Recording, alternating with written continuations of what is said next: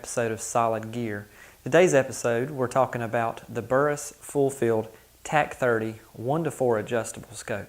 Now, I think that this scope is a great entry-level scope into the low-power variable optics typically used for three-gun competition. As you guys know, I'm a big three-gun competitor here locally, and currently I've been looking for a new 1:4 power scope.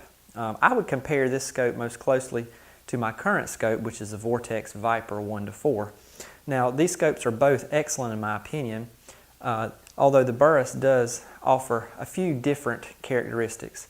First off, there's very high quality glass in this optic. The reticle is very unique in that it has precisely tuned drop reticle readings for 5.56 M193 ammunition. So after shooting this optic, I can tell you that the dots on the reticle for the drop reticle were absolutely dead on for me. Even out to 400 and 500 yards, I was using my hold off point in the reticle and hitting my target pretty much every time. So with that regard, I am very impressed with this scope. Second off, as you can see from this button, this is an illuminated scope. And the daytime illumination actually is very good in the TAC30. I was able to see the illumination in the reticle even in very bright daylight like today.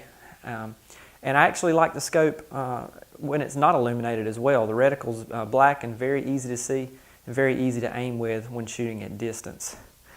As you can see, the adjustment turrets are capped, meaning that if you're running around in competition dumping your rifle in a barrel, you don't have to worry about your scope getting knocked off. The caps keep all adjustments from being made.